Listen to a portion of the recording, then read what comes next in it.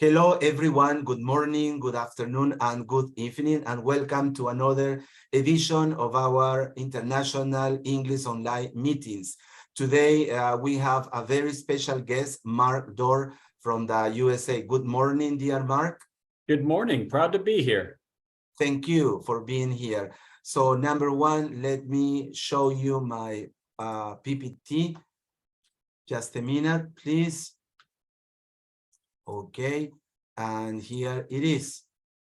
Okay, so this is our 108th International English Online meeting. Okay, let me see. There is a problem, Houston. Sorry. Okay, this is our 108th International meeting, English Online. So if you want to contact me, anyone in the world or in the outside, wherever you are, this is my WhatsApp number if you want to be part of our guest speakers. Who are our next guest speakers? Well, on November the 12th, we have Randall Davis from the USA. He will be talking to us about the topic of these days, the transformative role of artificial intelligence in language learning.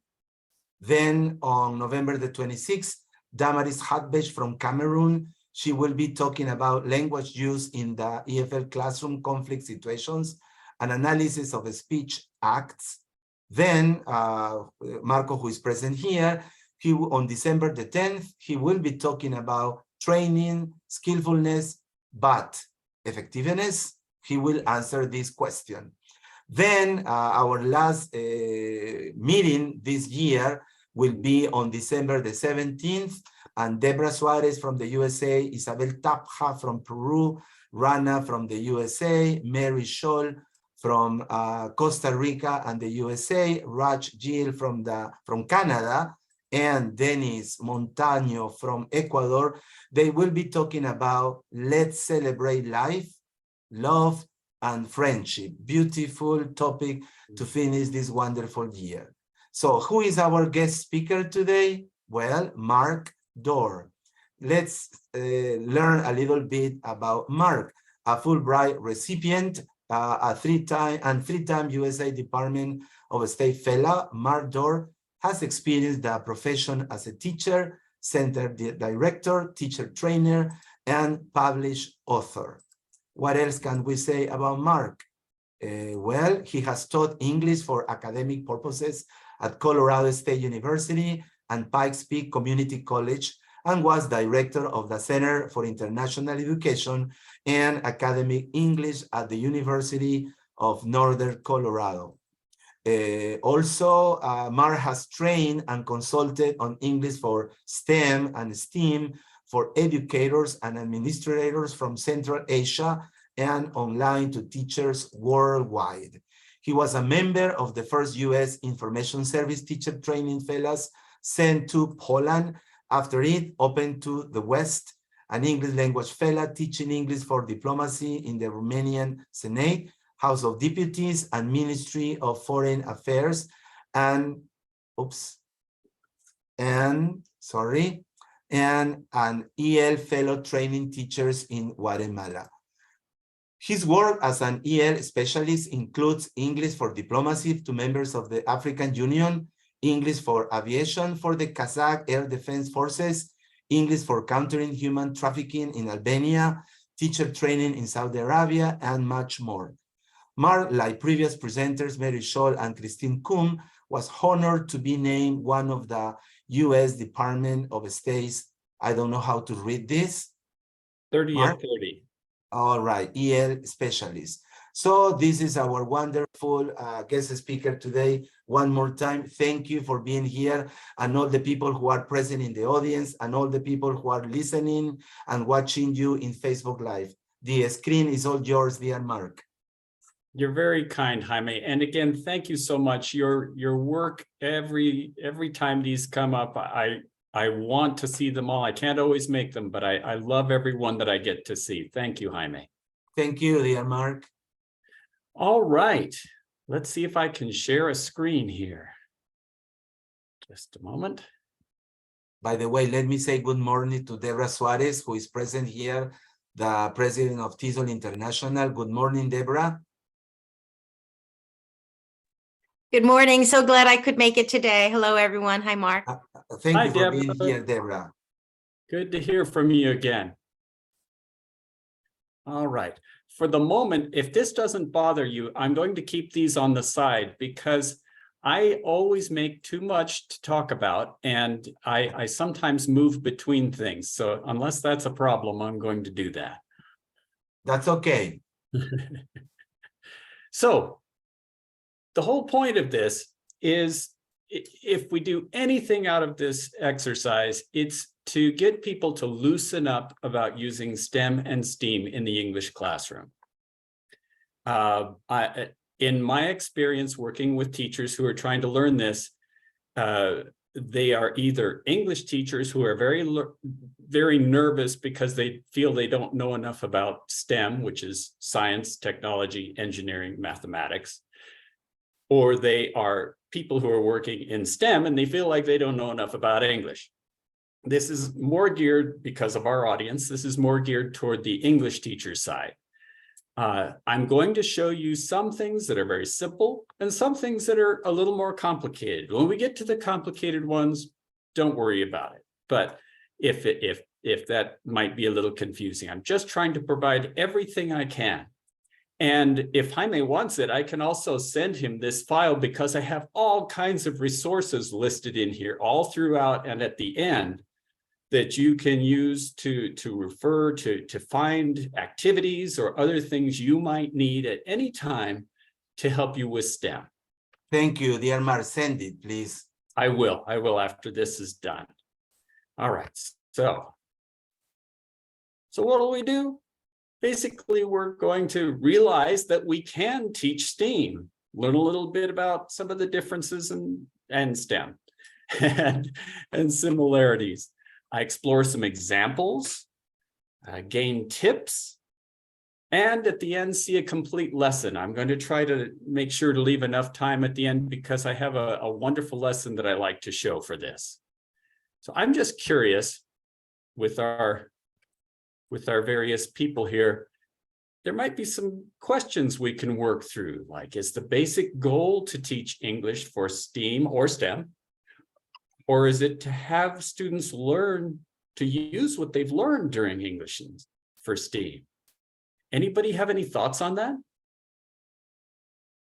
Well, I do not. Maybe somebody else. Please feel Anybody free here to in the join. audience?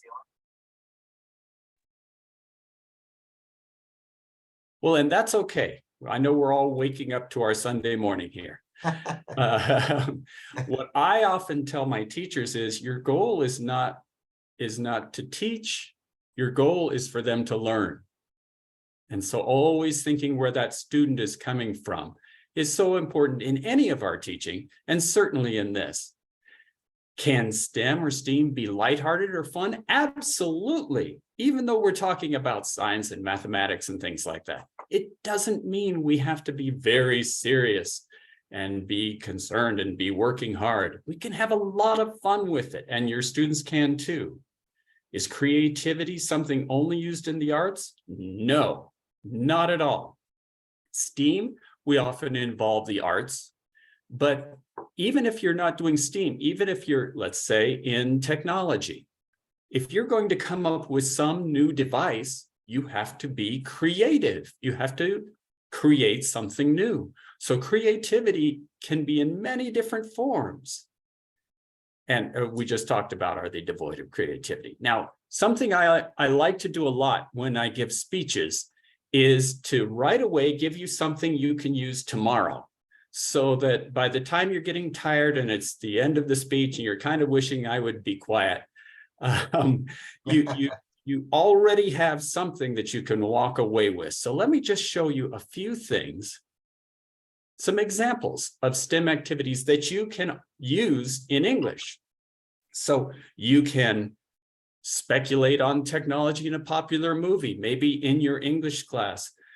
You're doing something where you're watching part of a movie and you're writing about it. I don't know, could be anything. Let's say it's what's popular now, Top Gun, and they have that new aircraft in it. You might have the students speculate, guess, how would that work? If it went that fast, what would happen? Would the skin of the aircraft be hot? A lot of different things. You can play a card game with the definition on it, explain, you can't say the word. So for example, let's say you're learning about flowers. Maybe you're doing some sort of STEM work with flowers, and you pull up a card and it says rose, or it shows a picture of a rose. And you have to describe this thing and get people to guess it without saying rose. Well, it's a very popular flower, especially for maybe for lovers. They'll have a red one and it has thorns on the edge. See that you get used to describing that way. A memory game where instead of playing the usual memory where you have two cards that look the same, memory where you have lots of cards on the table and you pull up one and you try to find another one that matches and you take them off. Well, instead you can have something like water on one and H2O, the chemical description of water. And when you find something that matches the chemical description of the word that you're studying, then you can take them both off. You can play Pictionary or Hangman with STEM. By the way, I don't like to hang people with Hangman. I don't know about you. I draw a fish being caught. I draw a fishing rod instead of a hangman's noose. And then I always draw the same fish, so it has the same number of lines, because I just don't like hanging people in my English class. You can, something I was just doing the other day with a 4th grade class, making paper airplanes and thinking about how they'll perform. In fact, what we did was first we looked at pictures of birds' wings and then compared them to aircraft wings. And we made guesses. Why are the wings? These wings are long and thin. These wings are short and stubby. What would be the difference on that? And then they would make their airplanes. And then they made hypotheses in English about how far they thought it would go. This time we used a distance measure, and then they measured and they got results and they reported the results. All of that in English. You could test all kinds of hypotheses. For example, what bird will fly past the window next? Now that sounds very random, but it's not, in that as we'll in a moment, we'll look at the scientific process. You're going to make hypotheses. Well, let's make a reasonable hypothesis. What would be the next bird to fly past this window? What birds do we know exist here? What birds have we seen in the past? Can we keep a tally? Something like that. So here are just a few ones to get you going. If you decide after a few minutes Mark Dorr is really boring, you can at least walk away with something you can use. Now let's move on to another one, another example, a simple, straightforward example, math tic-tac-toe. So instead of teaching math equations, long, boring, again, another class with math that you might be teaching in English, you can do something like this, where in this example, and I've included some other examples that you can go to when I send it in. This is for multiplication. And the way you use it is you put a coin on, you put two coins on it, one on one number on the bottom. See, there's a little row of numbers on the bottom. So for example, you might have one coin on the number 1 and one coin on the number 6. So you have to start it somewhere.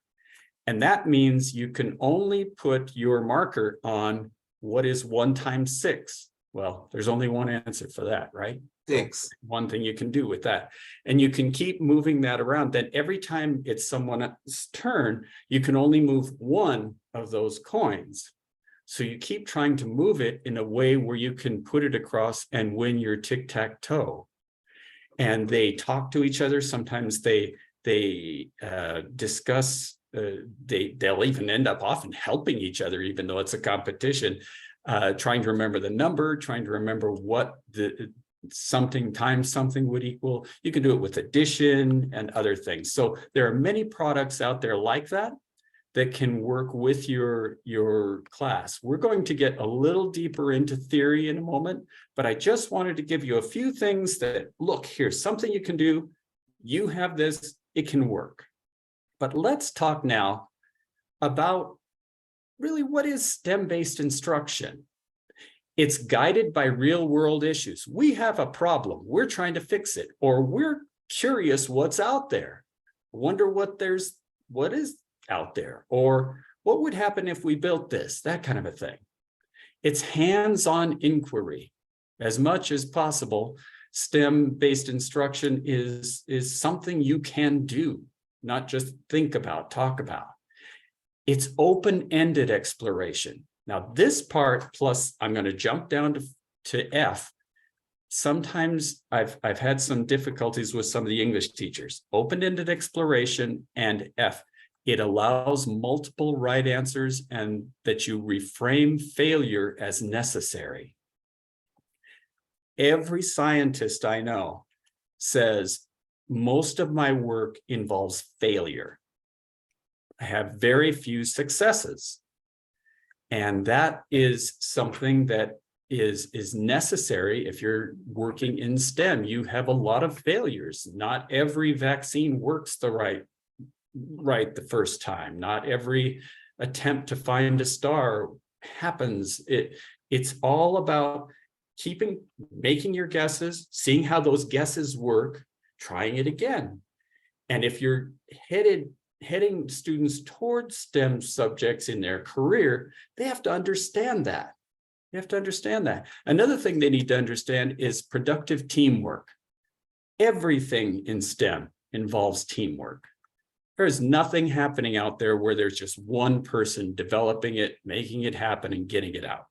It is all about teamwork. So teamwork is so critical in working with them. And let me just jump down to G, guided by the scientific method or engineering design process. I'm going to show you this just so we have a reference, but don't worry about having to remember this. But science and engineering are guided by these basic processes. And you can see slight differences. Science, you're asking a question, doing background research, constructing a hypothesis, testing it. Did it work? Yes, keep going. Did it not? We got to go back. Engineering method, similar, but not the same. You define a problem, do some research. You set up the requirements. What are the things we need to build? And how do we need to build them? And then you test it. And if it works, you keep going. And if it doesn't, you have to go back. And there's a lot of going back in both of these processes. Like I said, very few things just happen successfully all the way through at the beginning. So using that as a gauge, we might start with something for young kids. You could do a moon chart and have them simply chart the moon. A moon chart is simply a page with the days like a calendar, and it has just an open circle. And as you can see on that picture, they fill in what they see every night they can see the moon, and they chart the moon. You can have them then report that. This is before you get it as far as making a hypothesis. This is just simply getting down the idea of getting data and reporting it. This is easily done in English, right? You teach them the vocabulary that goes with it. They get used to that kind of reporting. Now, a little bit more complicated, only slightly more complicated, is a kitchen scrap garden. And you can come back here and work through the scientific method about a kitchen scrap garden. And that is simply, you take scraps, leftover pieces of potato that could grow that you didn't cook, or onion or other things, and you make hypotheses about them. Would it grow? Might be a simple hypothesis, but maybe would it grow better in the sun? So you could try growing some in the sun and some in the shade. Would it grow better with lots of water or a little water? And then they can keep track of their results, and then they can report their results. and getting the students, even at a young age, used to that simple idea, which they can do it in early grades, can gain that language, that knowledge, and really blend it with the kinds of ways that things are done in STEM. Let me see here, just a moment. I got to watch my time. Another thing you could do, yes. Don't worry, I will be helping you with that. Okay, thanks. You can make a Mars helicopter. This is a very easy thing. I've given you the link that again I'll send Jaime. But it's simply a few snips on a piece of paper, and you have a helicopter, and you can use this to link into the discussions of the Mars landings and how they can see how the air affects an airfoil. And as I've mentioned, by the way, I know a wonderful young man who loves presenting and has presented, for example, he presented for online for people in Central Asia, talking about his work as a NASA engineer. He works on all these rockets that go up that you see in the news, and he can talk about, and he's used to talking to people who are learning English. He can talk about and answer questions about what it's like to be an engineer, what he does, how he designs rockets, all these different things. So you contact me if you need someone to talk about that. I will. I'm going to just skip through this really quickly. We can use strip stories, and I think most of you are familiar with strip stories, where you simply can have something. So I'm going to do this part quickly.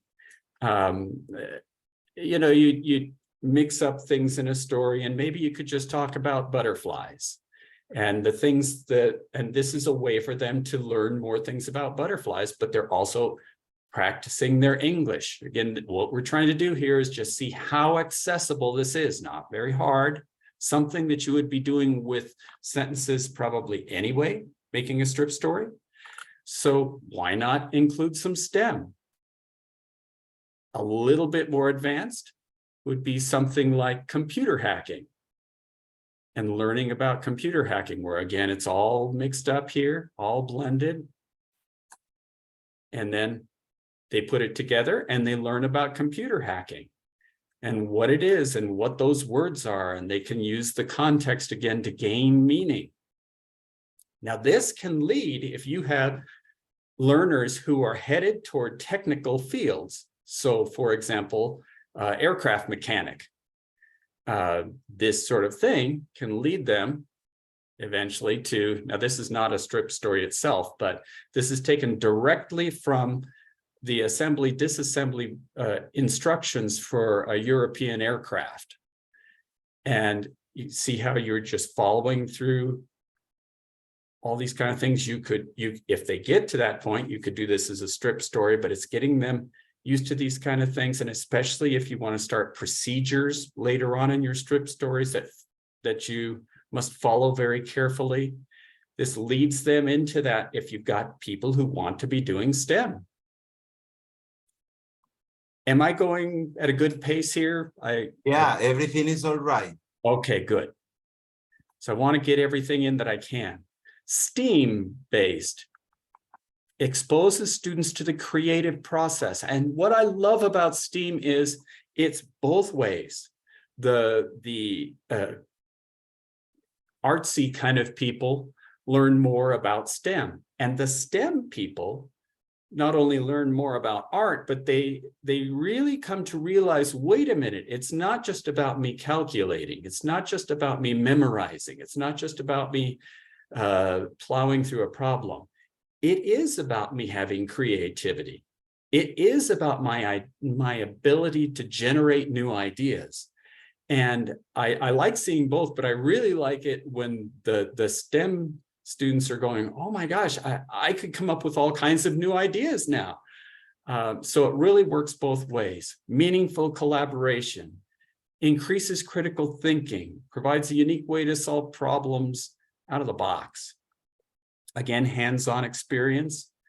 shows a different way to value arts, and they can learn transferable skills like 21st century skills like the visual thinking process, which we'll see a little video here in just a moment.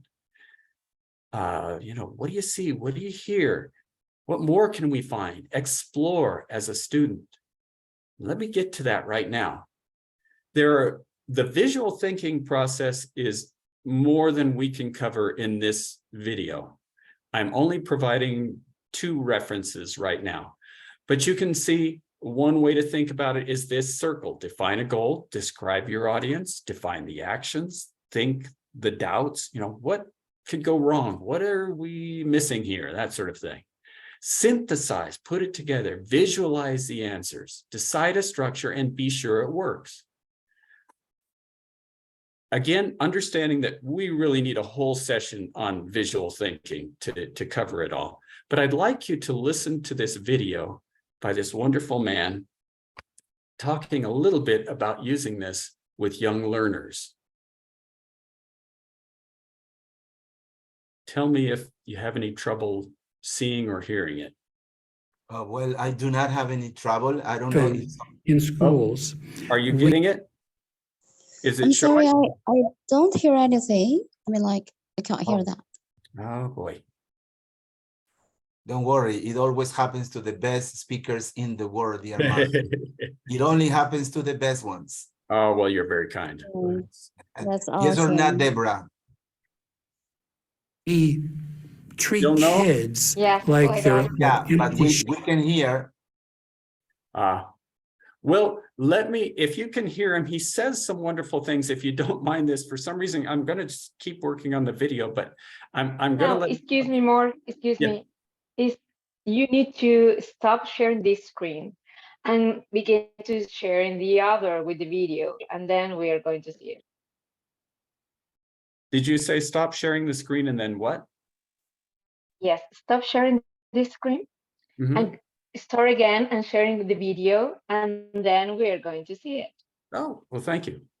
Because right now you are sharing your PowerPoint screen. I probably forgot that then. Okay. Thank you, Jill. dear Marina Lavi. Hello, Hello in Argentina. hello, everybody. Hi. Yeah, hello. Hold on just a moment. Don't worry. Here we go. You've brought lots of people today, Mark. We are 37 people today. Hey, good. Yeah. Let's see. No, you begin again to sharing your screen about PowerPoint. Ah, You need to check the video. hold on. I've done this The before. first thing is that you need to open the video, the link of Yeah. the video, and Yeah. then Thank you. decide for to share reminding me that so thing. much. Thank you for reminding me. Here we go. So often Hold on. in schools, we treat kids like they're like empty shells to be filled up, like we can lift the top. their heads up and dump a lot of knowledge in, and we don't give them the opportunity to Dang. tell us what's in their Well, you head, know what? they It's know, and give them the opportunity for on. putting their own ideas on. together. VTS is a process whereby But the teacher So sorry, stops just a being moment. a instructor in the sense of trying to push information into kids and then get them to regurgitate. You know what? I guess my brain is skipping today, so sorry about that. Early Don't worry, on don't this, worry. Sunday morning. But basically what he's doing, he's having students look at things. For example, a wonderful big picture of a very, very complex picture of a room. And he just keeps saying, what are you seeing? And then he's repeating what they're saying, but with a higher level of vocabulary. Oh, I see. So for example, the student might say, well, I see a round thing that's hovering. Oh, you see an orb. I see. What else do you see? And he keeps repeating with just a little bit, kind of an L+1 vocabulary. And he doesn't let them just stop at just, what do you see? Well, what else do you see? What else is there? And it gets them looking and getting used to looking at data and describing, and slowly their vocabulary is growing. And this will be in what I send you to, Jaime. So it'll Okay. be enough to see. Now, interesting question. Can a STEAM-related class and a STEM-related class seem the same? Any thoughts on that from what you've been seeing? Anybody has any question or a comment to make, please, here in the audience?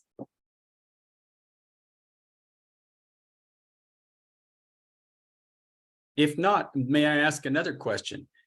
Has any of you taught a STEAM or STEM class, either straight STEM or English for STEAM or STEM? Well, personally, I haven't. I have never done that. I don't know if somebody else would like to say something. Yeah, not so directly, but using CLIL strategies, right? So what I love about some course books are that they include this CLIL part, which is fantastic because that makes the students more active and they are more they get more interested in the topic, rather than having the typical reading comprehension multiple choice. Right. No, I agree completely. I've given some speeches on CLIL. I totally agree with you, Marco. Any others? Anyone else, please, who wants to make a comment or say something, or maybe ask a question? Hello, good morning. Yes. Me, want to Hello, say Roxy Mark. in Lima. Hello, Jaime. Good morning. Good morning. Yes, I wanted to say that this is very helpful for visual learners in general, and also kinesthetic. But for example, in my language center, I had the opportunity to use this kind of activities through using Google Drive and the Jamboard. So we don't use the text itself, but they made the cutouts, put some kind of interactive GIFs. We put a sticky notes, students comment, and then we have this kind of interaction. As well as we do use some other apps like WordWall that it has all these kind of activities, the scrambled words, they have the hangman or these kind of things in which the students are interacting simultaneously and they can send all the answers and the activities by the set assignments, and then they can compare the results. So fortunately now with technology, we have all these kind of advances and we can put them into practice, no? And depending also, as you said, Mark, before, it will depend on characteristics of the learner, no? Because that's our main purpose, to teach the way they want to be taught. So true. You need to draw from, they're not empty vessels, are they? They're Exactly. Thank you very much for your contribution, dear Roxy in Lima. We got two more people. Fernanda, go on. Hello, everyone. Hello in India, Fernanda. Hello.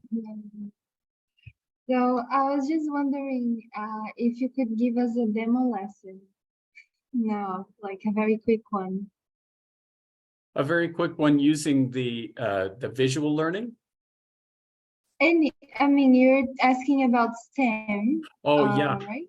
In fact, I will at the end of this. That's a very good question. I've got one that and again, I'll be sending all of this to Jaime too. Oh, great. Thank you. And yes. Also, I was wondering if this type of methodology or approach is if it works with big classes, like 40 plus students in one classroom. Would it work, this kind of approach? It has for me. I've done it with over 100 people in a class at one time. And one time in Pakistan, there were at least 500, which that did get a little challenging. But, so maybe we can do it in our next meeting. We also have Lorraine Knight. Go on, dear Lorraine Knight. Thank you so much. Okay, so Mr. Dorr, I'd like to know as well, can STEM also be applied to online teaching, since I am an online TEFL teacher? And I think this is quite interesting way of teaching. Thank you, dear Lorraine. Where are you from, by the way? Sorry, Mark. South Africa. South Africa. And where are you now in South Africa? In the city Pretoria. Oh, thank you for listening and watching us. Thank you. Mark? That's a great question. And it is a little different because you can't be there actually doing these activities with them yourself. So it is a little bit more of a challenge, but absolutely it can be done. Can I ask what grade level you're teaching? Okay, I'm teaching students from the ages of 5 up till, I think my oldest are like 70. 17? No, 70, as in 70. Oh, 70. Okay, well, that's a range. Yeah. So absolutely it can be done. Let's go back to our earlier example where we had, for example, the scrap garden. You know, you don't even have to be there actually helping them physically put it in the garden. If you saw that one, you can work that through with them and work through the process and the language of hypothesizing.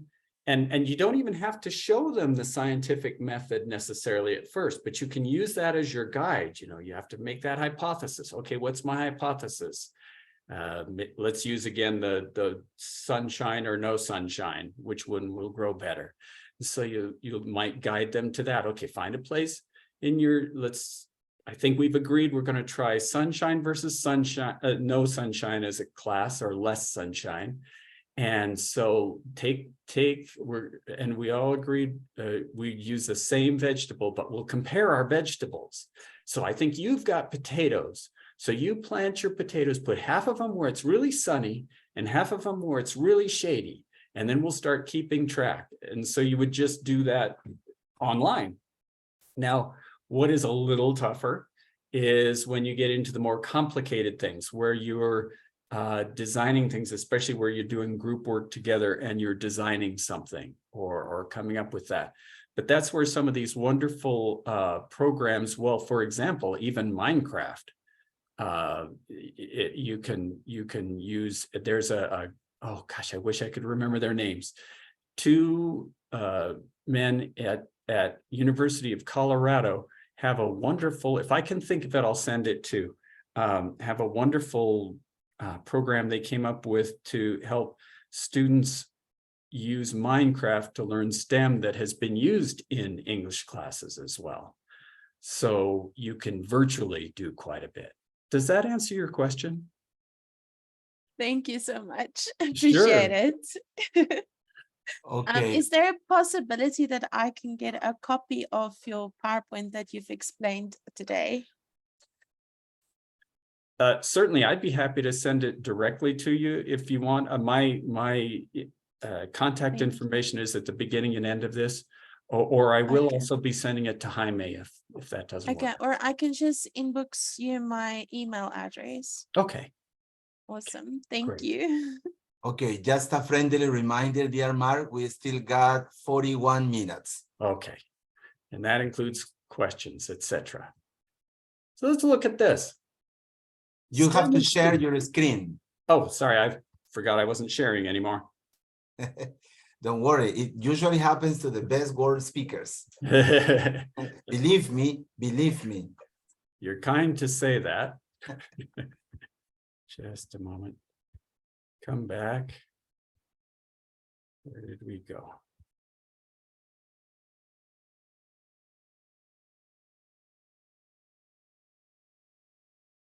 Nope. You got to go to share my screen. Yeah. All right. This has been a very long week for me. I know, I know. Let's come back here. Oop. Where did we go? To the green button. There we go. I got it. Sorry. That's okay.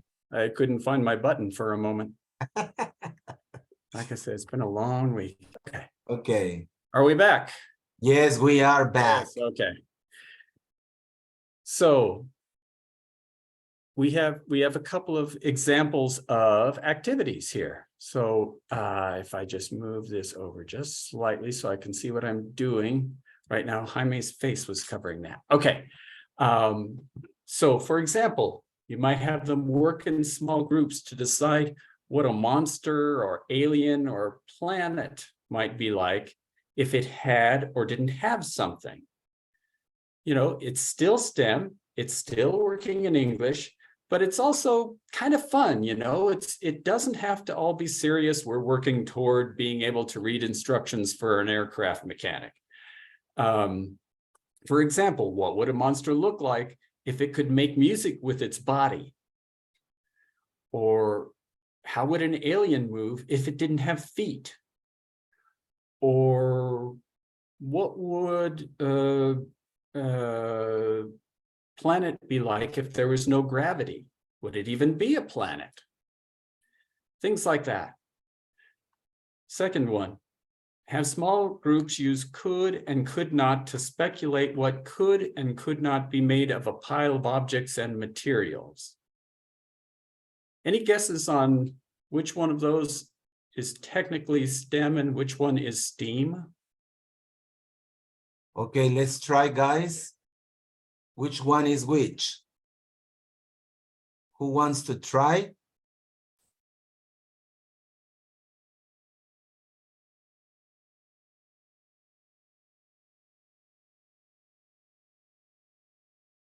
And that's all right. That's No, okay. come on. Don't worry. We are playing students. I think A is STEAM and B is STEM. Okay. Can I ask you what makes you think that? Because it's Music. interacting something about music, some kind of other activities, so it's getting into art. No, Okay. the other ones have just science, technology, engineering, mathematics, right? But in Okay. this case, involves arts. Good. Did anyone have a different idea? Anyone? Well, that's okay, because I agree with you that technically A looks more like a STEAM project than B. But what I want to do, if you're going to get very involved in it, it's very important to understand STEM and STEAM. If you're going to be adding STEM to your curriculum, to your English curriculum, if this is just another tool in your kit, maybe it doesn't really even matter. But I just wanted to sort of show you that, just to kind of get that thought in your mind. Now here's an example, and again, more references that you'll be able to get to of a great STEAM activity. And I even used STEAM there, the acronym, to point out all the things that this does. You can build a catapult just with pencils, and if you actually want to do this, I've got the link there, with pencils and rubber bands and a spoon. You could throw candy, or you can throw paint. My favorite one is paint, if you don't mind getting a little bit messy. This is going to involve all those things in the engineering side, where they're talking about, we have a problem, we have to figure it out, we have to collaborate, we have to see if it works, test it out, did it fit our parameters? It's got science, energy's ability to cause motion. It has technology, like I said, testing and refining a prototype. Engineering, recognizing that design is a creative, collaborative process. That's so important. People need to know that. Art, Jackson Pollock's action painting. If you're familiar with Jackson Pollock, the painter, he basically has paint splashed all over the canvases. And so if you do this with paint, they throw little cups of paint and make their own Jackson Pollock style. So you can be introducing Jackson Pollock painting and talking about the artist and talking about that art, and have them create it. And then they're doing this though with STEM. And then math, there's measurement, there's calculation. You might have to measure the distance that you can effectively throw this to hit that. or make your measurements to put this together. So one of many, many wonderful STEAM projects out there. Here I've put together a simple guide for planning a STEAM class. Again, I didn't want to just prescribe exactly how you do it in your English class, because you have different classes, you have different teaching styles. I want to give you pieces that you can use however it's going to fit for you. But again, focus, select an essential question to answer or a problem to explore. Detail, look for the elements that are contributing to that problem. So have them work with you. Say, okay, maybe the problem is, let's go back to the guessing, the simple one, guessing a bird flying by the window. Well, let's look at the elements. What do we need to figure out, everybody? What birds do we know live here? What have we seen near here? Will anything affect it? Is there a noise that happens every day at noon that would maybe scare them off? Any other details? Discovery, active research and intentional teaching. Application, after the learners have analyzed current solutions and what remains to be addressed, they can begin to create their own solution or composition to the problem. And presentation. Presentation is that wonderful time where the students have done something, created something, found something, and then another English point, they get to do that presentation style. Presentation, as we know, can be standing in front of a class speaking or sitting in front of a camera, but it can be so many other things. They could create a video about it. They could do anything. And then link, they reflect on that feedback. And based on that reflection, they're able to revise the work. And this is where it really links in closely to what real STEM work is like, where you're reflecting on that work. And you can tie this to the English that you're doing as well. So in terms of the STEM part, you reflect on, well, what worked and what didn't, what could I change, what would I try next time, what variable would I adjust? And then you can take that same process and apply it to their English that they used and say, what worked, what didn't, how would I change my language? Is there a better word I could have used for that?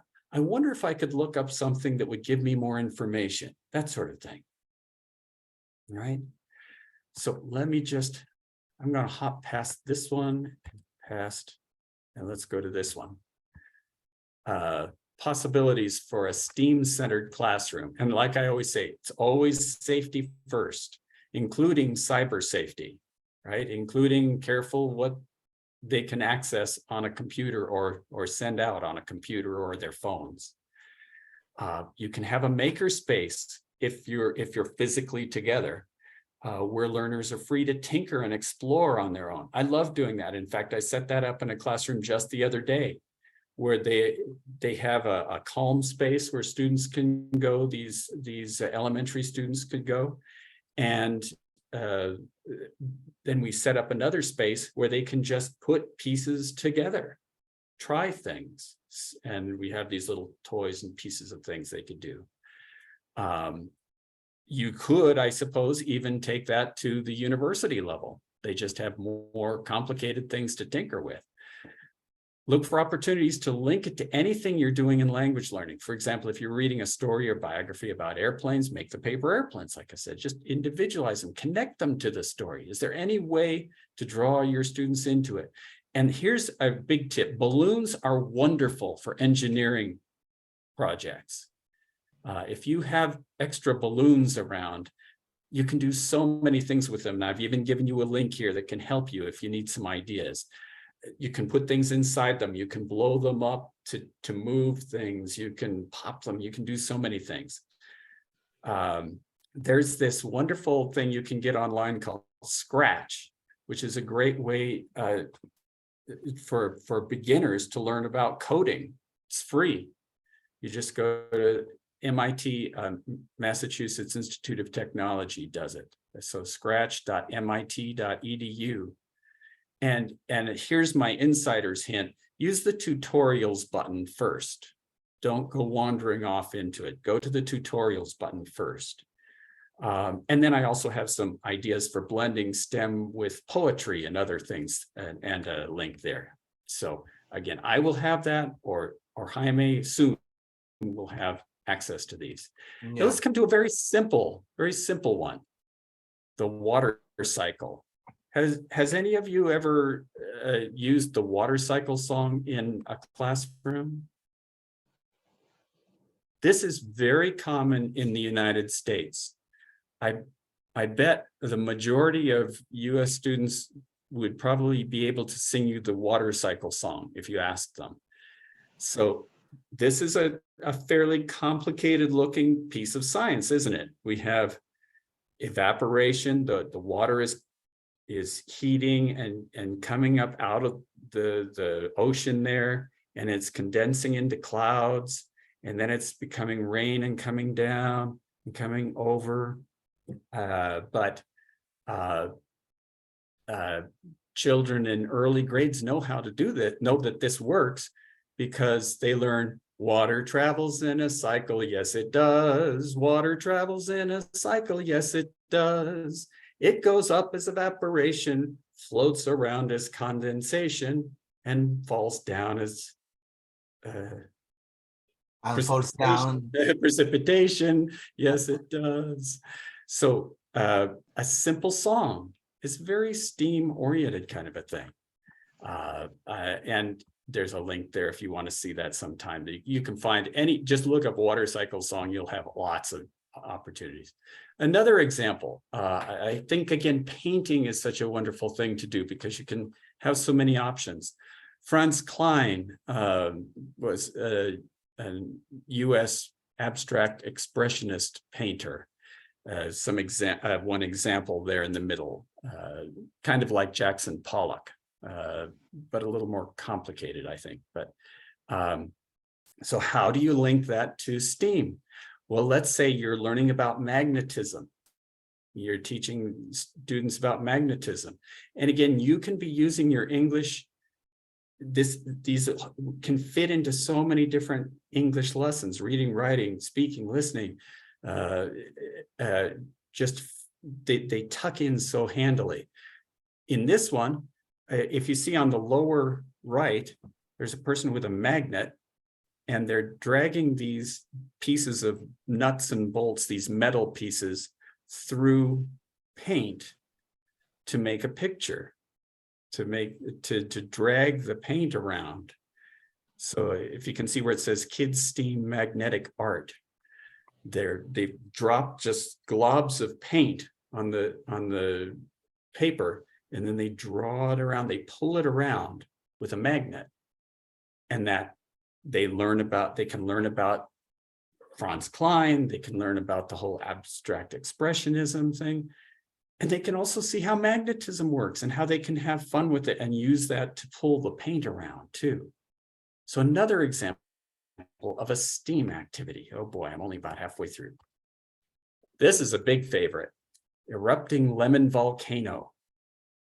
You're mixing a base in chemistry, a base like baking soda, with an acid like lemon juice. Now see, this acid is not a harsh acid, nothing that can harm the students. But when you mix those two, that creates carbon dioxide, which makes it bubble. And so you cut a lemon in half, and it actually, this one works better if you put just a little drop of Dawn, that detergent, in the middle too, and you have some color in there, and then you pour a little bit of lemon juice and have onto the baking soda, and it all bubbles up and makes all these colors and things, and the kids love that. They think that is fantastic. But in the middle of it, you can have them predicting what will happen. You can have them describing what has happened. You can have them even working together. What else could we find out about it? Well, let's see. And they start talking, and they think, well, what if, based on what we learned on the garden, what if we tried more lemon juice and less baking soda? Or what if we did, things like that. A question, dear Mark. Deborah has a question. Yes. Or a comment. Hi, Deborah. Yeah, thank you, Jaime. So this is wonderful, Mark. I'm Okay. just loving this presentation. There are so many ideas. As you're going through the examples of activities, I keep thinking about the language that would be necessary to do these activities, Mhm. whether it's description or conditional or subjunctive. So I'm wondering if you could give recommendations. What do you recommend for teachers for incorporating and thinking about those language structures that are necessary? So would you say that we would think about the structure, the form, and teach that before the activity, or let it come up naturally out of the activity? If you could give some thoughts on the language, I'd love that. As usual, you have great insights, Deborah. Thank you. Actually, I've done it both ways and had a lot of fun with it both ways. You are an excellent segue for what's going to be coming in just a moment, and I'd love to answer it with that if I could. But that is a great question. So we will get to that in just a moment. If I just finish this, it doesn't even have to be all that complicated. It can just be something like parts of a flower, right? And instead of just learning flowers have leaves, the word is flower. See the picture, the flowers have leaves, they have a stem, that sort of a thing. They could go and get an actual flower and label it, or they could create one out of a plate and some paper, because at the moment we're talking about young learners. I'm trying to move between different learners and different levels and things, but it can be just as simple as that. Let me try to get down to, let's not talk about that. And let's not even deal with that. Let's go to, I want to talk about a few creative ideas. And then I want to get into what Deborah was talking about, because this is kind of the grand finale. The language that you might be using, you might be teaching, and how you might walk them through in one example. And as we know in teaching, there are many ways to do things. Please don't think this is the only way. But first, remember that you yourself can be creative. You can have fun with this. It is sometimes a serious subject, but it can be fun. What might happen if suddenly mushrooms became the most intelligent beings on the planet, and they talk, and you work with the groups, and you get them involved, and they're playing with the language, and they're sometimes forgetting that they think they're not so good at English, and they're trying things, they're pushing themselves, their parameters a little bit, because they want to tell about this really great idea about a smart mushroom. Or ants have queens and bees have queens. So do you think ladybugs have queens? Why or why not? How would you feel if you worked in a laboratory all day? That one's good for any age, including college. You're in this, what do you think it would actually be like to do that? Pluses and minuses. A typical rabbit kit, which is a group of baby rabbits, they're called a kit. See there, we've got another piece of vocabulary you might have learned. Is 1 to 14 rabbits. What do you think this means to the rabbit and to the predator? How does that affect either one of them? Describe the most unusual thing you've built in Minecraft. Or how about just, what's your favorite number and why? Could be a lot of it. You're trying to personalize it, right? Oh, what would it be like to drive on a bridge that's 1 kilometer above the ground? Let's describe those feelings. Let's see what that would feel like. And if you invented, if you invented a new color, and then let them complete that sentence. If I invented a new color, and it's wonderful where they go with that, because you're not even specifically directing them to say what the color is. You could get all kinds of answers from that. So we're giving them some license on that. Here's one that I like to promote too. You can write a poem about whatever it is that they're using. Space or biology or technology or medicine or anything, any subject. And try different kinds of poems. There's so many kinds of poems. I've only given a few examples. Shape, I think, is really fun because especially for the early ages, because they love turning things into shapes. There's elegy and epigram and free verse and ode and rhyming and tanka and all kinds of things. So try turning things into a poem. And now I know I've got to keep moving. So I'm going to move right into what Deborah was talking about. How do you put this into language? And this is a little bit of a soapbox of mine, that it is very, very, very, very important if you are teaching English for STEM, for people who are going to be involved in STEM in any way, whether as people on the side or people actually actively involved, the language of process is critical to know. You have to understand the language of process to understand it well and to do it well. So I don't know, have any of you ever heard of Rube Goldberg? No, I haven't. Okay, well, he was born in the 1880s and he lived until 1970s. He was an inventor and an engineer, but he was mostly known for being a cartoonist.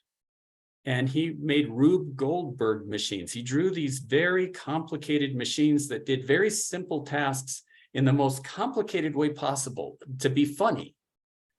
And so nowadays, a Rube Goldberg invention or a Rube Goldberg machine, or somebody saying that's a very Rube Goldberg kind of thing, means that it's absurdly complicated.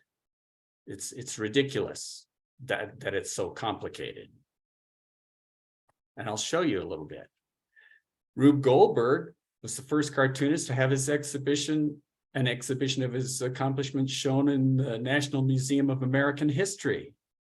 And his drawing of the self-operated napkin was put on US postage stamps. And nowadays, what I promote, and I brought into Kazakhstan actually, was the idea that you can have your students, even the English students, participate in Rube Goldberg contests. And they do this worldwide, and they create amazing machines all by themselves with things that are just right there in the classroom or in their homes. I'll show you more about that. Now, let's see if I can get this, just a moment.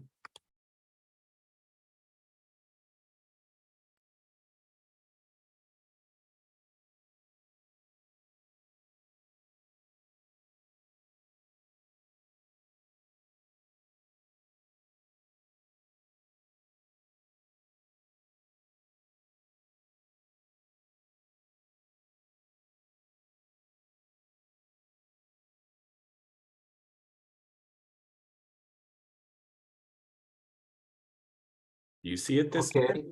Yeah, we can see it. Good. Now let's just watch this.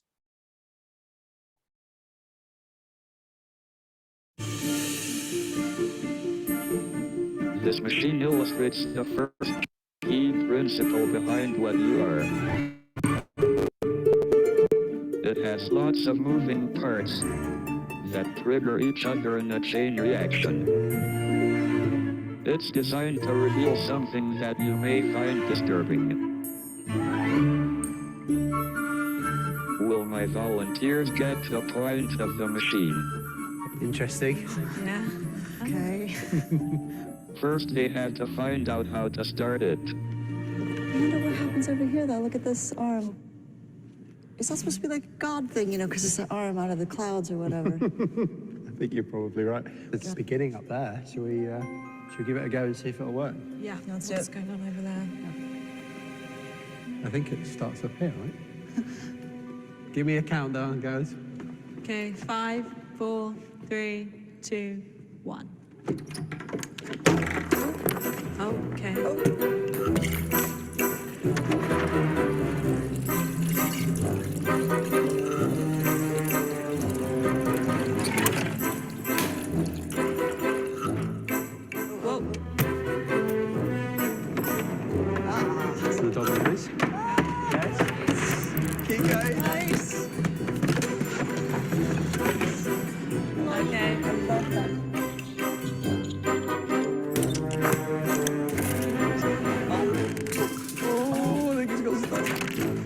machine works by transferring an impulse from one place to another, sustained by the input of energy. There are lots of different moving parts, each following the laws of physics, and together they keep the impulse moving. Is it going to be enough?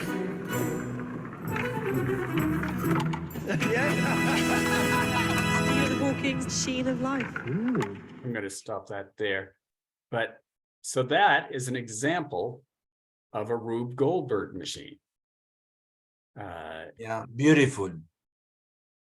Yeah, thanks. And let me just get that off of there.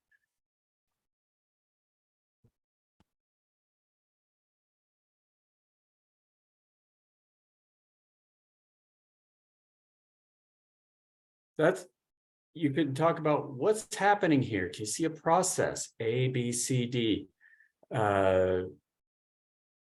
Any ideas? I'm just curious if anyone noticed anything. Is there anything disturbing? He said that it's designed to reveal something disturbing. And I purposefully didn't include any kind of clues on that, just to see if we can spitball that a little bit and think what we saw there might lead to a bigger thing that might be disturbing. Thoughts? If it doesn't work, might be disturbing, maybe. Hello, what's that? If the whole thing does not work, then it might be disturbing. Well, that's true. That's a possibility. Any ideas? Any idea is okay. One action or movement create another effect. Okay, so one action of movement creates another. Does that relate only to a ball rolling around on a track? The whole factor there, ball, liquid, and all. Yeah. The effect. Yeah. So you can even have these almost unanswerable questions. We won't go on with that because I know our time is short, but with your class to lead to, does this mean that what I do affects the rest of the world? Does this mean, you know, all kinds of things you can get into, but let's just move on really quickly here. Yeah.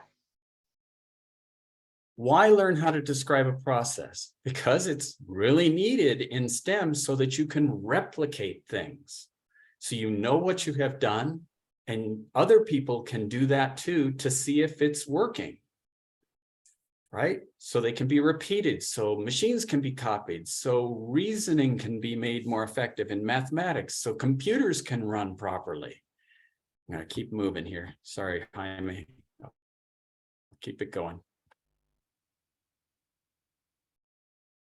So like I said, in this activity, we'll use the simple present tense to describe how the mechanism operates. But there are other descriptions of processes that might use other tenses or even be mixed. The learners might have acquired the helpful vocabulary in earlier activities, or you might have them learn as they go, just like Deborah was talking about. So what are some ways you can teach helpful vocabulary? You can do it with context, of course. Any kind of context work, maybe beforehand when you were working with stories and strip stories, they were getting some of this vocabulary already when you were talking in the stories.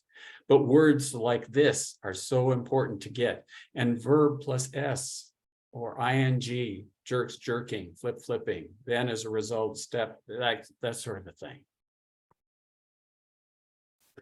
Here's an actual Rube Goldberg illustration. By the way, I went through quite a bit to get permission from the Rube Goldberg people to use this. They're quite unhappy when people don't do that. Okay. But they told me if people use this and they make sure to reference them, that it's okay. Of course. If you want to use it, make sure to do that.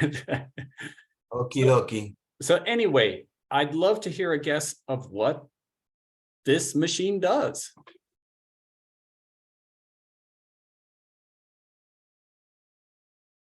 I've given you a huge clue, actually, of it, the title. Yes, you are. But that's Definitely. good, Mark. Definitely Somebody it wants makes to, you think. sorry, say that again, Marco. Definitely, it makes you think. Yeah. So And- notice, and- yeah, go and it ahead. makes us, I've and it seen makes something us, similar in a TikTok video. Okay. So notice we have A, B, C, D, E, F, G, H, I, J, K, L, M, all the way over here. So we have points in a process, right? And if I right. were to describe this, I would say he pulls the spoon up to his lips. And Somebody in Facebook Live says that it's an alarm clock. and that flips the toast up that the bird in a bowler hat for some reason grabs. That makes the bird heavier, and that upsets this little dish with some pebbles in it that drops into here, that pulls this lighter box open, that sets off this firework, that cuts this line, that lets loose the arm. The clock is stuck there, but with that line broken, it can now do this, and it wipes his face with the napkin. So we're talking about that kind of a process, and you can see that if you want there. Now let's go to some words that are used in that. You have pull, pulling, flip, spill, open, cause, allow, wipes. And here is a description of it that you can read through if you want to get this whole thing, but it's basically what we just said. Then you can have students do something like, can you explain the cause and effect for each process? Like this, A to B. Okay, first he brings the spoon to his mouth, pulling the attached string, and then you have them attach C to D, E to F, work their way through that process. And you end up with a paragraph that says that, which is what we had just said. Now you get to try. Well, we'll try a little bit. Look at this one. Does anyone want to venture a guess to walk us from A to P? To wake up. So A is over here with this bird.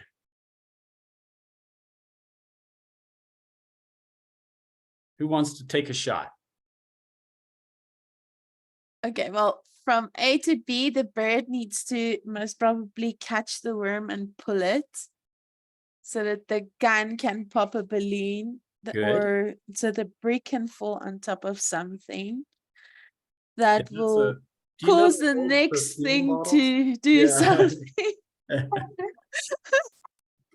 Yeah, that's one of those old perfume bottles. And so it's going to spray onto a sponge.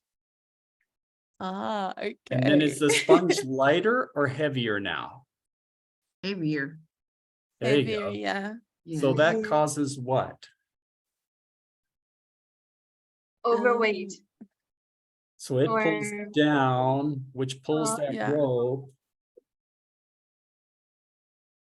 So if the sponge is heavier, it goes down, which means And I'm guessing N is a balloon, maybe full of water or something. it's a horrible invention because it pulls up on that board, which drops a bowling ball on this poor guy, which then pulls the stopper open and splashes him with water. It's an alarm clock.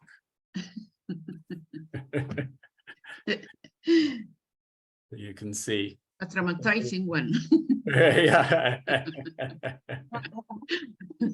It reminds me of a Mr. Bean video clip I've seen. Oh, I know, right? A splish splash clock. I've got another here. It's just another thing. We don't have time to go through all these, but you can see that it works you through the same process. Now, I want you to see some examples from students. I'm going to try to get this up real fast and see what they did. Hold on. Okay, we still got 9 minutes. Okay, I'm going to go fast here. Don't panic, Mark, just go on. Well, and thank you, everyone. We got 33 people, dear Mark. Yay. Yeah, that's good. Hold on, just get this. Oh, come on. I was working a moment ago. That's It the could way be it that I've been goes. doing It comes with the work, dear Mark. Don't worry. Well, did you find it? For some reason, it's decided to work sometimes and not other times. So I'm going to come back here. Christine Gamboa in Facebook Live, dear Mark, is asking, where can I find those examples? I need them for my ESP students class.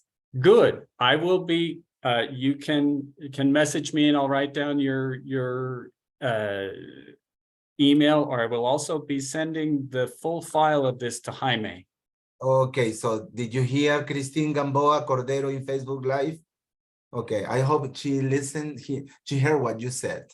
Okay, did you find it? So anyway, we don't have enough time to make this work, but there are some wonderful, I would really recommend that you go to this because you need to take time to watch these. All right. Because it's wonderful. These are high school students. So I've tried to give you everything from very young learners up through college age here. So you have a variety of things. Anyhow, we've explored history, culture, art. I was wondering, Mark, yeah, maybe if I could, I don't know how to say that in English, if I could have used from your generosity, but next year you could present something practical to us and show us what you do with your students so we can learn. Yeah, sure. that would be wonderful, like in February or March, maybe. Yeah, maybe that and could we could learn how to do it step by step. Yeah, no, this is, and this time I just wanted to give you a bunch of things that hopefully something you could use no matter who your students were. But yeah, that's a great idea. Thank you. So anyhow, thank you. About process, working in small groups, listening, speaking, reading, a little English slang, some verbs, some vocabulary. And then you can have them make their own devices. They can be very simple or they can be very complex, as you'd see in those. Here's an example from some Rube Goldberg contests that they have of things that different people have put together that go through all these complicated processes. And just like I promised, also at the end of this, I have lots of other resources for you from very young to older learners, including this last one is a fairly high-level ResearchGate publication. And my email, if you just want to email me directly, you could email me there and I could send this to you, send this entire thing to you. I'd be happy to. If you have any questions on things, you can email me and I'd be happy to help you.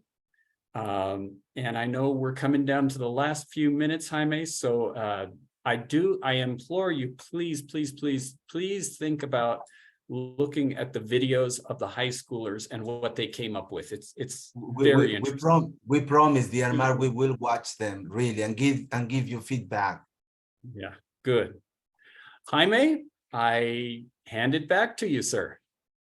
Thank you, my dear Mark. Could you please stop sharing your, if you could, okay, thanks a lot, dear. Well, I didn't know about your job, your work, dear Mark, but then I went to Facebook and I was reading your posts. I was watching what you were doing, and let me tell you that I'm really surprised and happy because all the work you have been doing, not only in your country, but in Africa, in Central America, and that's great. And that's great. So I'm sure that some people here want to tell you something about your presentation. Personally, I feel that I know nothing. That's not true. But I know nothing. And that's good. That's what I love about these meetings, that when we think that we know something, then we learned that we know nothing. So thank you so much, dear Mark, and listen to some people who want to give you feedback. Anybody, please, here in the audience who wants to express his or her gratitude or make a brief comment, please. We got 9 minutes. Yeah, go on, dear Marco Saavedra in Peru.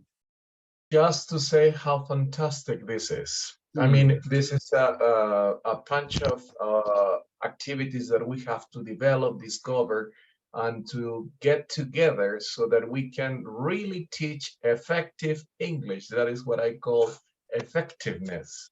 Not to teach English for the outer space situation, place English, all right? It's just to real life. So this is something that I really appreciate, Mark. This was fantastic. Thank you so much. And I agree with you, dear Marco Saavedra. Effectiveness, yes, authentic, real. Yeah, that's true. Thank you, dear Marco. Back to you, Lorraine Knight. Thank you so much. I've actually gained some new insights of what I can do with my students to teach them better English as well. And I also caught some nice ideas to do with my son who has autism. So I think it might be quite interesting for him as well. Thank you. Thank you, dear, what was your name again? Lorraine. And I hope to have you more in our coming presentations. Nani, our good friend planning Nani. on it. Okay, our Hello, good hello friend everyone. Nani I miss your from meeting, Indonesia. Hemi. Can you Go hear on. me? Okay. Yeah, First perfectly. thing first, I want to thank to Mark. It is an awesome, excellent presentation. From one experience, you develop more and more. I don't know how to say it more. I got more and I want more. So, is that okay if I join your Facebook? I don't have your Facebook. It is much Yes, better. absolutely. I have both my first personal Facebook page and I have Mark Dorr Education, where I drop just little ideas about teaching and administering and things like that. I will Thank you. contact you with your email. Is that okay? So I can get, yeah, okay. Thank you. Thank you so much. Stay healthy and happy. Thank you, dear Nani. It's always nice to see you and listen to you.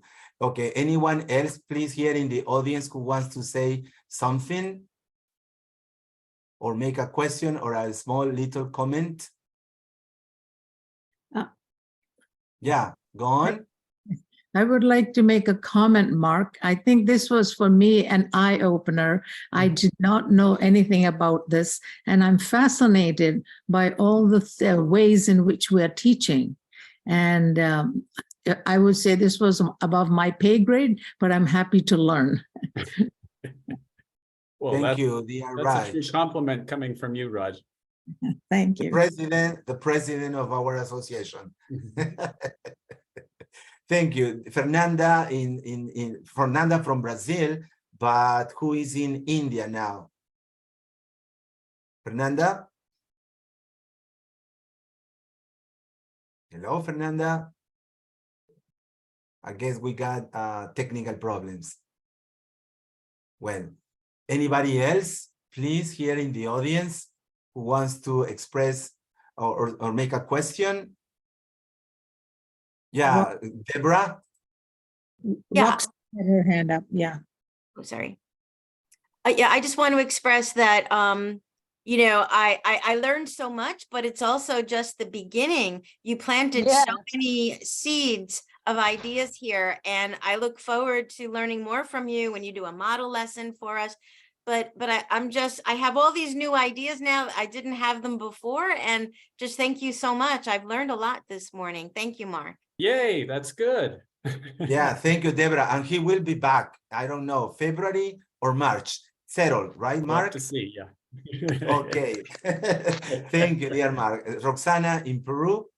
Yes, just to show my appreciation and my gratitude for the way that you have presented, not only the what you have done it, but how you have done it, that make us feel like it's very simple.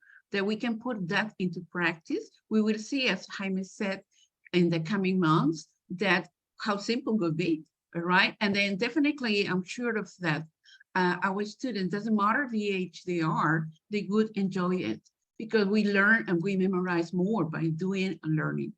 Thank you very much, Mark, for that. You're so kind. And please believe me, that was my main goal, is to help you understand you can do this. Make it your own. Take what you like, make it work for yourself. And as I was talking to Jaime before this all started, I'm looking to make a change come about next summer. I'm thinking it's time for me to retire from what I'm doing now and find another institution or something somewhere. So if there's somewhere that I'm needed, maybe come about next summer, I need to go somewhere else. If you have any ideas, let me know. Okay, we will let you know, dear, for sure. Matilde Campus Mana. Matilde. Yes, hello. Thanks for such a great presentation, a great session. And well, I want to repeat my question that I wrote in chat about, but my reflection is that I think that the first step to follow this approach is that teachers admit, I'm a teacher too, that we need to develop all the areas of knowledge, maybe in the basic principles. For example, here in my school, we last year we made a project with STEAM and flipped classroom, and we have here excellent teachers. But the problem is that we have the idea, not only in my school, I think that in all schools here in Peru, at least I can admit that just, for example, a language art teacher is the only group of teachers that know how to read an article, for example, or the math teachers, they are only who are going to add or subtraction or whatever. So I think that we have to open our minds and admit that we as a guide of, as teachers, we are guides in our class, in our classroom for our students. We need to improve our mind and STEAM and STEM. Now I know you have a STEAM plus humanities, and we have also others, but I think, I'm sorry, that your presentation was excellent to start to think more about what we are doing day by day in class, and thanks for that. Thank you, dear Matilde. Wonderful contribution, Mark. Matilda, you brought up a very good point about that the math people know math and the English people know English and all that. That's a common thing. And I also work with administrators, sometimes advising them just in general about teaching English, but also for this. And something that I strongly advise, and it's not easy to do, you have to really plan it out, is remember that any work in STEM or STEAM is collaborative. And it's the same for you. You can't be everything. You can't be an English teacher and an expert in math and an expert in science and an expert in technology and an expert in, you need to work with other people.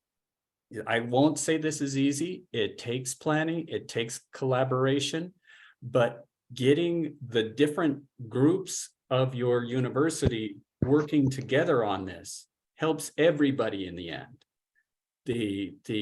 For example, the mathematics department or the science department will get students who can function better when they move through their classes. And you, through the collaboration with them, get the help with the technology or knowing what is it they have to do when they get to your class, or what are some important points they have to understand in this field, or is this even something that's involved in the field? That growing those lines of communication within a school or within a university are critical for that next step to make it even better. Thank you for bringing that up, Matilda. Yeah, good contribution. And finally, Fernanda from Brazil. Yes, I thought when I joined this presentation and I saw the description of the approach, I just thought how amazing it would be to see that happening in other subjects as well, this approach. Because for every subject, the teacher will need to teach new things, new names.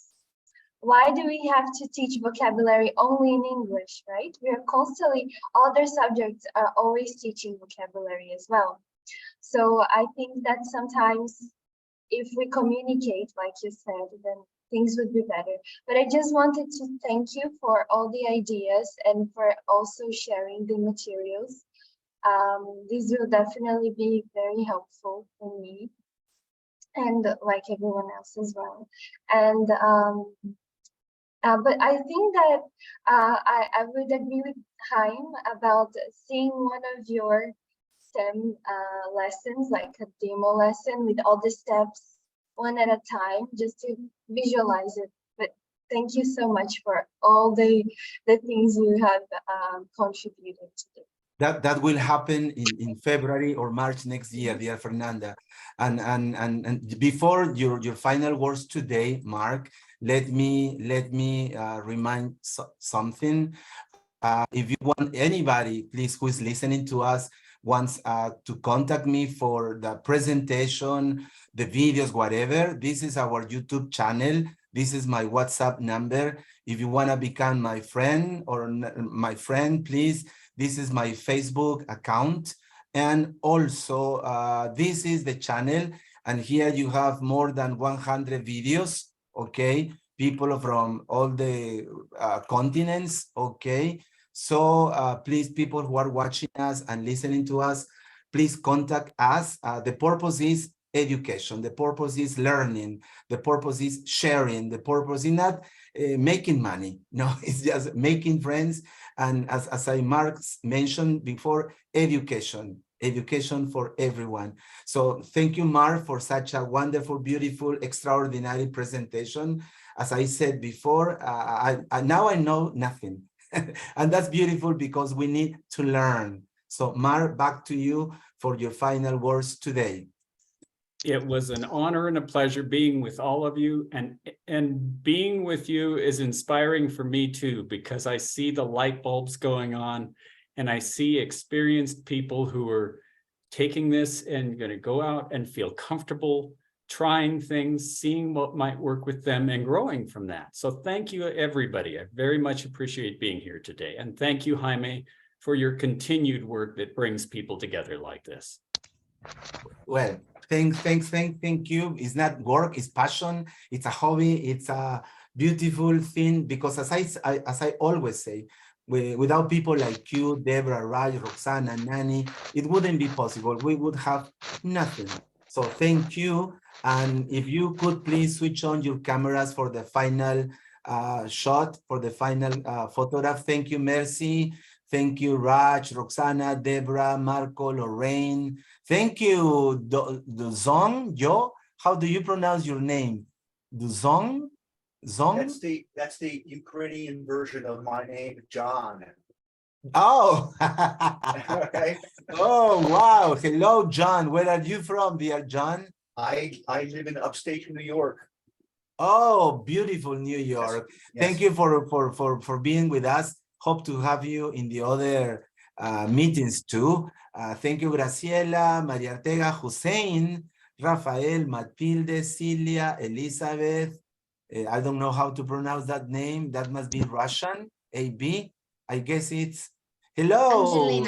Angelina in Russia. Nice to see you. Okay, Monica Seklen. Monica, where are you from? I'm from Peru, Lima, Peru. Oh, thank you, dear Monica. Okay, so Thanks. ready for the photograph. 1, 2, and 3. Whiskey. Well, thank you very much, everyone. Time for me for cooking and doing the washing up and everything else. I don't know about you, John. Thanks, Mark. Amy. Thanks, Amy. And see you in November. Goodbye. Thank you, Yeah, Mark. Don't forget, bye. remember to send me the Bye. PowerPoint, dear Mark. Absolutely. Goodbye, Okay, thanks. bye-bye. everybody. Bye. Thank you, Bye. Mark. Bye, Lorraine, John, and everyone else. Goodbye. See you. Okay.